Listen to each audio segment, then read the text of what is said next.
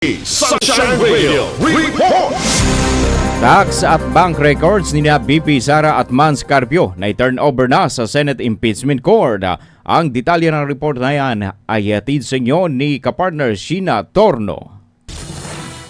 Kahon-kahon ng mga dokumento ang dumating sa Senate Impeachment Court itong Huwebes ng umaga. Laman nito ang mga financial record ni Vice President Sara Duterte at ng kanyang asawang si Attorney Manasseh Carpio.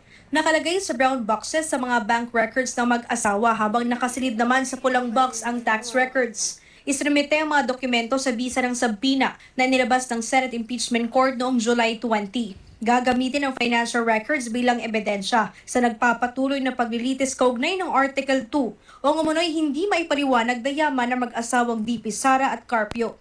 Para kay Senator Judge Erwin Tulfo, mahalagang malaman at mabuksan ang financial records ng Vice Presidente. Pero naniniwala si Tulfo na may positibo at negatibong epekto ang pagbubukas ng mga ito. Kaya nga po, atras tayo siguro kung maaari hanggang even before she became the mayor para makita po natin, masubaybayan natin. Kung talagang from the very start, gano'n nakalaki yung kanilang assets and liabilities, then meron tayong pagbabasihan. Kasi kung sasabihin natin wala, puro lang tayo kwento, paano natin mapapagbasihan, di ba? Para magiging hearsay na bakit umabot siya ng ganitong amount.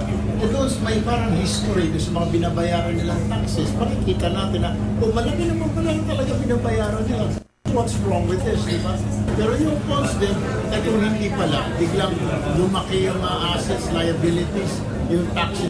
Okay, this past few years now, so questionable. Kaya we really want to find out, the senator judges wants to find out na kaya ba nag-umpisa ito, yung kanyang wealth, diba, yung yaman, magkano na ang kinita niya over the past several years. So, sa kabila nito, sa ilalim ng Section 270 ng National Internal Revenue Code o NIRC, kinakailangan munang magkaroon ng kaukulang otorisasyon mula sa Pangulo ng Pilipinas bago tuluyang mabuksan ng Bureau of Internal Revenue BIR ang tax records ng mga matataas opisyal ng pamahalaan kabilang ang Vice Presidente. Kung nag-approve na o nagbigay na ng clearance ang Pangulo sa BIR upang mabuksan ang tax records ni Sara at saka ni Attorney Mans Carpio.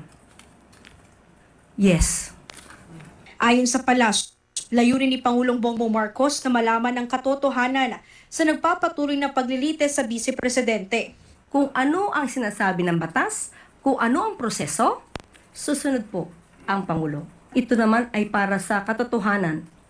Hindi niya po ipagkakait ang katotohanan sa ating mga kababayan. Matatandang bago pa man magsimulang impeachment trial kay Vice President Sara Duterte, ay una nang hiniling ng House Prosecution Panel sa Senate Impeachment Court na mabuksan ang green BIR box na naglalaman ng tax records nito. Para sa Diyos at sa Pilipinas kung mahal, ito si Sheena Torno, SMNI News. Partner News Blast!